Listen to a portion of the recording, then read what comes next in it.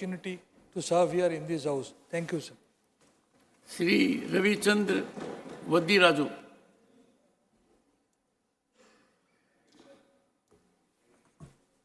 Thank you sir मैं तेलुगु में बात करना चाहता हूँ थैंक यू चेयरमैन सर ఈరోజు రిటైర్మెంట్ ఫేర్వెల్ దాంట్లో అవకాశం కల్పించినందుకు ముందుగా పెద్దల సభగా పిలువబడే రాజ్యసభకు నన్ను ఎంపిక చేసి మీ అందరి మధ్య నాకు తెలంగాణ వాణి వినిపించేందుకు అవకాశం ఇచ్చిన తెలంగాణ తొలి ముఖ్యమంత్రి బీఆర్ఎస్ పార్టీ అధినేత జననేత తెలంగాణ ప్రజల హృదయాల్లో చిరస్థాయిలో నిలిచే మాన్యులు శ్రీ కల్వకుంట్ల చంద్రశేఖరరావు గారికి నా హృదయపూర్వక ధన్యవాదాలు తెలుపుకుంటున్నాను. రాష్ట్ర సాధన ద్వారా తెలంగాణ ప్రజల ఆకాంక్షలను అద్దం పడుతూ వారి కలలను నిజం చేస్తూ మున్నెన్నడూ లేని రీతిలో అభివృద్ధి సంక్షేమాన్ని చేపట్టి సంపద సృష్టించి తెలంగాణ ప్రజల జీవితాల్లో సంతోషాన్ని నింపి గుణాత్మక మార్పుకు దోహదం చేసి దేశానికే ఆదర్శవంతమైన పాలన అందించిన ఘనత తెలంగాణ తొలి ముఖ్యమంత్రిగా కేసీఆర్ గారికే దక్కింది. నాకు ఈ 20 నెలల సమయంలో మీరు ఇచ్చిన చేయూత అవకాశం నాకు పాత పార్లమెంట్ భవనంతో పాటు కొత్త పార్లమెంట్ భవన్లో కూర్చోవడమే కాకుండా రాష్ట్రపతి ఎన్నిక మరియు ఉపరాష్ట్రపతి ఎన్నికల్లో కూడా కలిసే ఓటు వేసుకునే అదృష్టంగా భావిస్తున్నాను. నేను మహిళా రిజర్వేషన్ బిల్లులో తెలంగాణ తరఫున నాకు అవకాశం కల్పించినటువంటి మా కేశవరావు గారికి సురేష్ రెడ్డి గారికి ధన్యవాదాలు తెలుపుకుంటూ ఈ బిల్లు త్వరలో పాస్ కావాలని చెప్పేసి కేసీఆర్ గారు ఆలోచన. ఇది జూన్ 2014 తెలంగాణ తొలి సమావేశం జూన్ 12వ తారీఖు నాడే బీసీ రిజర్వేషన్ బిల్లు కూడా ఆమోదింపజేసి ఇక్కడికి పంపించినటువంటి కేసీఆర్ గారికి నిజంగా ధన్యవాదాలు తెలుపుతున్నాం.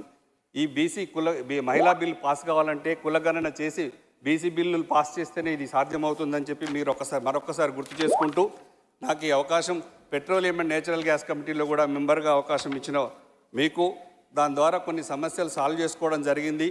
అందుకు చాలా చైర్మన్ రమేష్ విదూరి గారికి సహచర మెంబర్స్ అందరికీ ధన్యవాదాలు తెలుపుకుంటూ రీఆర్గనైజేషన్ యాక్ట్లో పెట్టినటువంటి 10 ఏళ్ల నుంచి తీరకున్నా చివరిగా ఈ సమయంలోనైనా తీరినటువంటి సమ్మక్క సార్లక గిరిజన యూనివర్సిటీ తెలంగాణకు మీ ద్వారా సాధించినందుకు ఇందులో భాగస్వామి అయినందుకు ధన్యవాదాలు తెలుపుకుంటూ ముఖ్యంగా రాష్ట్ర విభజన సమయంలో ఇచ్చిన హామీలు అనేకంగా పెండింగ్ ఉన్నాయి, వాటిని ముందుకు తీసుకెళ్లాలని మరొకసారి ఏదైనా ఒక ప్రాజెక్టుకైనా జాతీయ హోదా కల్పించాలని కోరుకుంటూ railway coach factory and Bayyaram ఉక్కు ఫ్యాక్టరీలను కూడా నెరవేర్చాలని గౌరవ ప్రధానమంత్రి నరేంద్ర మోడీ గారికి ఇతర ప్రభుత్వ పెద్దలకు వినమ్రంగా విజ్ఞప్తి చేస్తూ దేశంలోనే అత్యంత వేగంగా అభివృద్ధి చెందుతున్న రాష్ట్రాల్లో తెలంగాణ రాష్ట్రం ముందు వరుసలో ఉంది.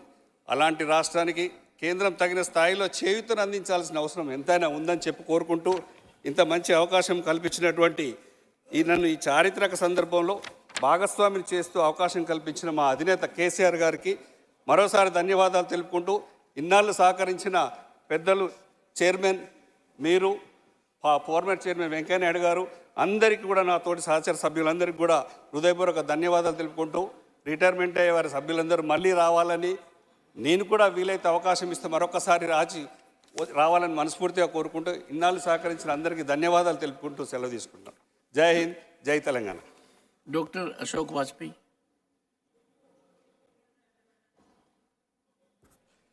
माननीय सभापति जी,